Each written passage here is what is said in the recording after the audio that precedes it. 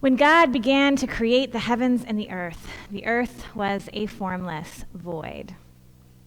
There's a lot of scholarly debate over the first line of our Bible. The translation we just heard says, "In the beginning, when God created."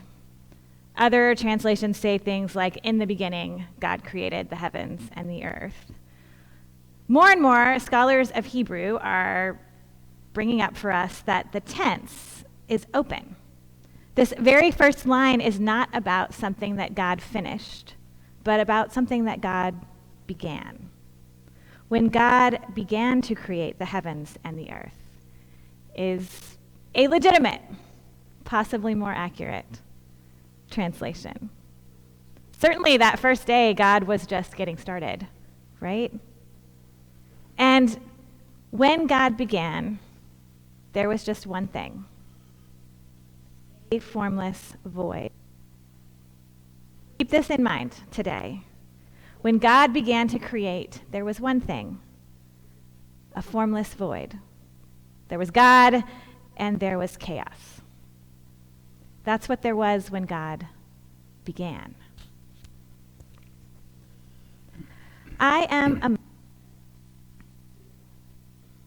My first child came to me when she was just 2 weeks old, just little tiny. Baby, and be told, "Congrats, she's yours."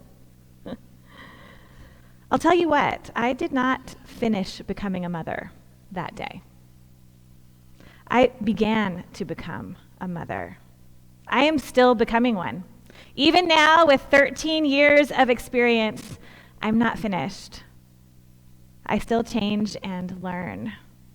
The job continues to get more and more complex, if you will.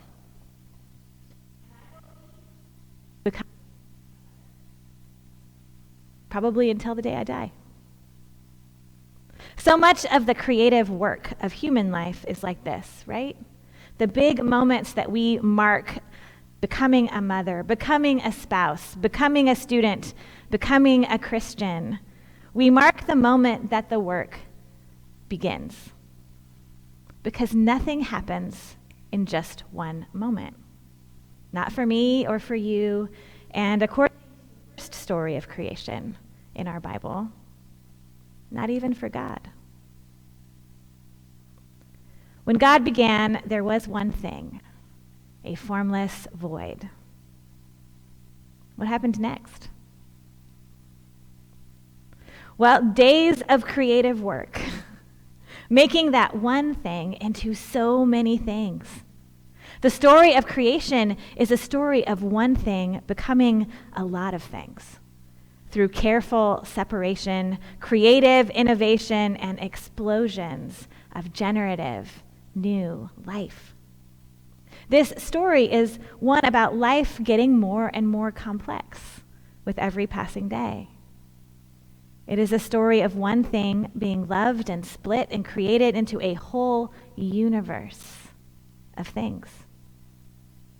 And yeah, there's a story of separation here: light from dark, sea from land, creature from creature. It's a love story, ultimately. On the last day, God creates our kind, by which I mean all the creepy crawly things upon the earth. And then finally humans, made in God's image. We are able. I just lost my spot. Sorry, guys. We are able to see and appreciate and love all this overwhelming complexity.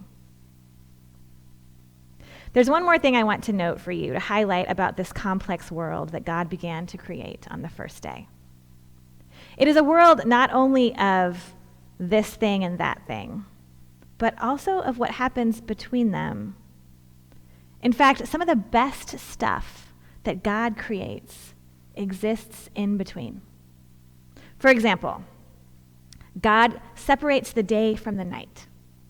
And in doing so, God creates not just night and day, but also dawn and dusk, these lovely liminal.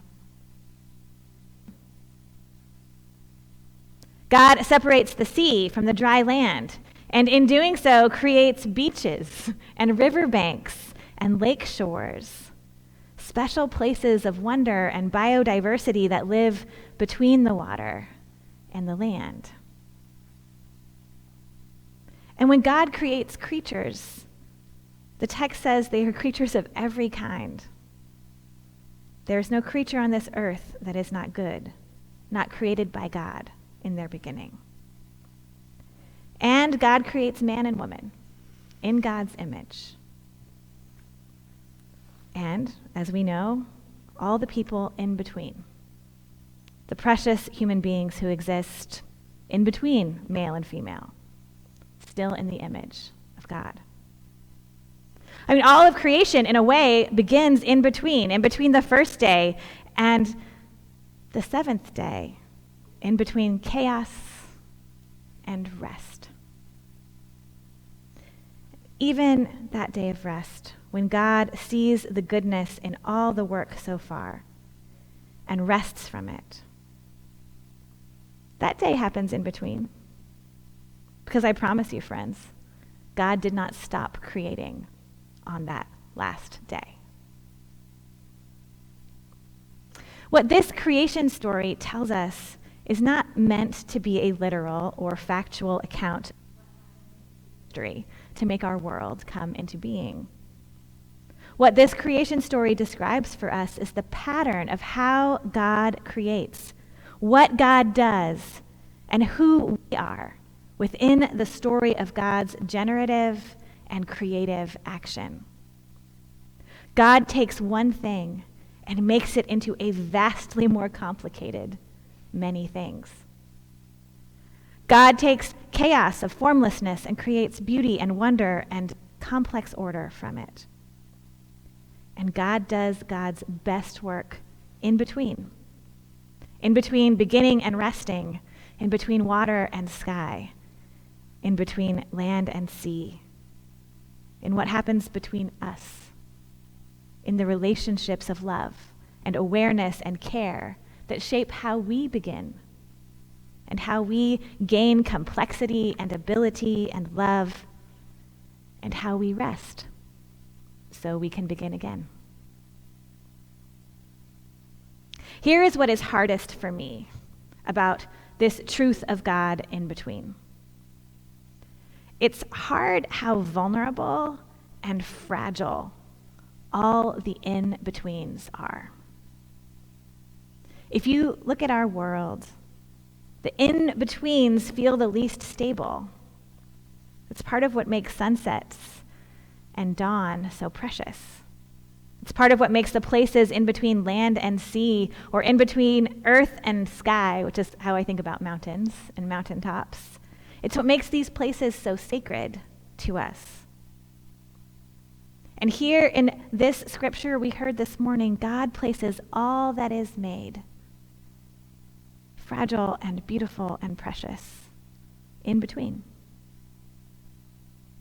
We all live in between life and death, birth and death. The whole world is begun between chaos and rest. The hard part is also the good part, if we can trust it.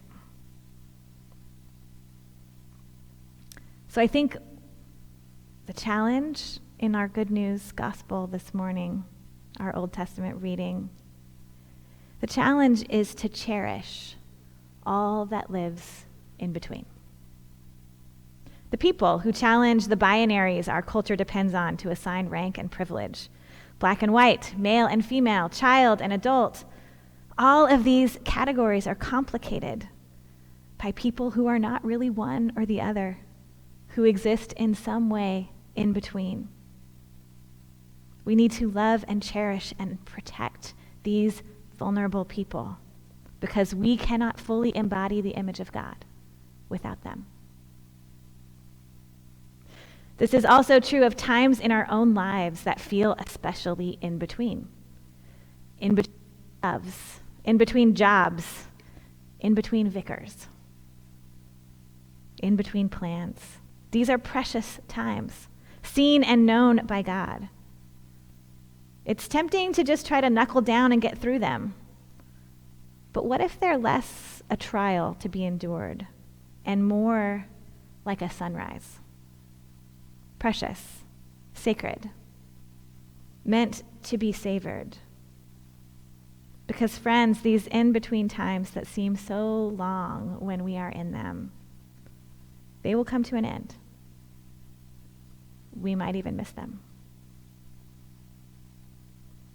Even how we as a people over the last 2,000 years have begun to understand God's own self, this mysterious doctrine of the Trinity that we mark today. This is something in between. Not one, but one. Not three, but three.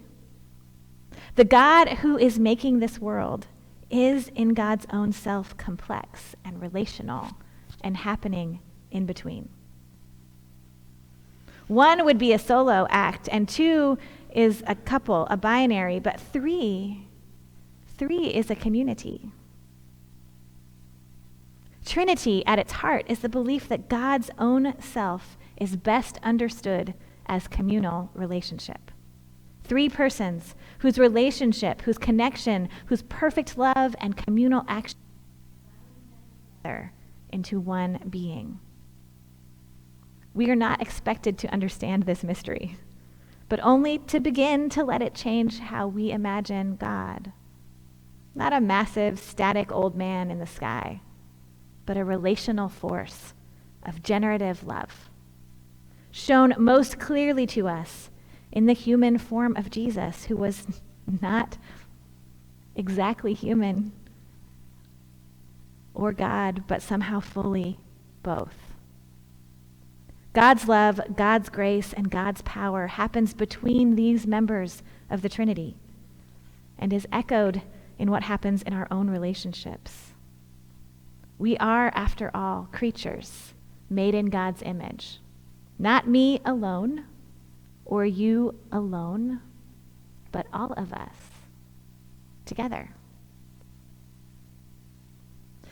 So here we are on Trinity Sunday. We are in between birth and death, every one of us. And there are so many other ways we live in between. This is a vulnerable and sometimes uncomfortable place. In between space, this is where God is, where God meets us and friends.